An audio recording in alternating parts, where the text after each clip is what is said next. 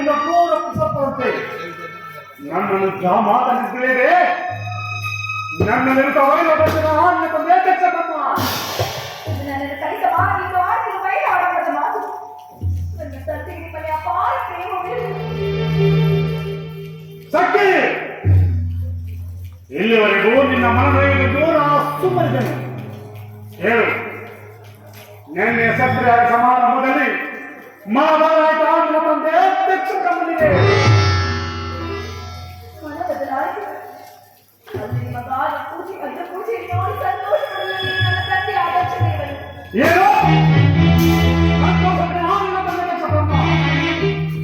ಬಾಳನ್ನು ಬಳಸುವ ಕಾಣಿನ ಸಂಪತ್ತೆ ಅವನ ಜಿಜ್ಞಾಸೆಯು ಅವನ ಜೀವಾತ್ಮ ಸೂಚಿಸಿತು.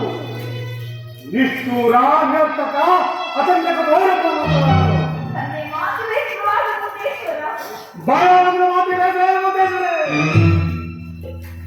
ಬೇರೆ ನೋಡಲು ಆ ತತ್ರ ಯಾರದ ಪುಣ್ಯ ಪುರುಷನ ಮಧ್ಯೆ ಎಂದಿತ್ತು ಸಮಿತ್ರ ಅಗ್ನಿ ಜ್ವಾಲೆಯಂತೆ ನನ್ನನ್ನು ಹೋಗುತ್ತಿದ್ದ ದೇವಪುತ್ರ ಸ್ನಾನಕ್ಕೆ ರಾಷ್ಟ್ರಪತಿ ದಕ್ಷಪ್ರಭುನ ಮಾತು ಒಬ್ಬರು ಬರುತ್ತಿದ್ದ ಮನ್ನ ನಾದವನ್ನೇ ಮನಮತ್ತಿತು.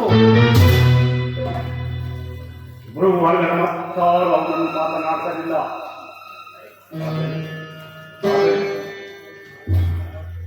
ನಿನ್ನಲ್ಲಿನ ಬಾಂಧವದ ಪ್ರೇಮವು ನನ್ನನ್ನು ಮೌನವಾಗಿ ಕುಳಿಸುತ್ತಾ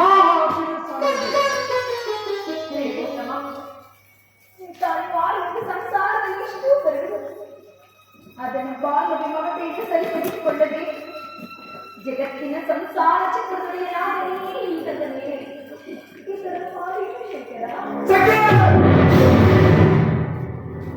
ಯುದ್ಧವಿಧವಾದ ಸತ್ರಾದ ಉಂಟಾಗುವ ಗಾಯವನ್ನು ನಾನು ಸಹಿಸಬಹುದು.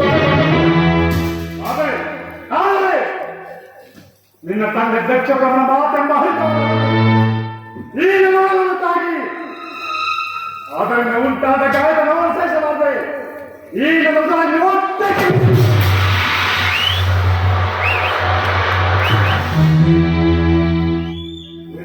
ದಕ್ಷಪ್ರಭುನು ದಾಸನಾಗಿ ತಮ್ಮ ಗುರುವಾದ ಕುಮಂತ್ರನ ಮಾತರಿಂದ ಅವರ ಮಹಾಯುದ್ಧವನ್ನು ನೋಡಿ